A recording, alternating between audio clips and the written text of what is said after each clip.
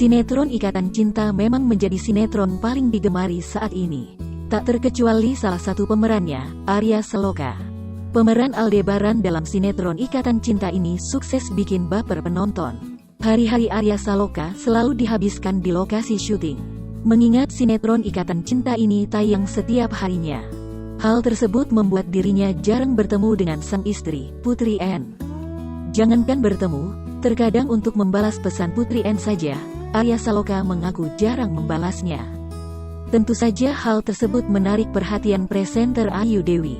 Ayu Dewi melontarkan banyak pertanyaan pada Arya Saloka dalam sebuah vlog di kanal YouTube Mersayu Dewi Kamis, tanggal 15 April tahun 2021. Dalam tayangan tersebut, terungkap bahwa Arya Saloka jarang menggunakan telepon genggam. Kebiasaan inilah yang membuatnya jarang membalas pesan dari sang istri. Kendati demikian, Arya Saloka mengaku kepada Ayu Dewi jika Putri N memahami sifatnya.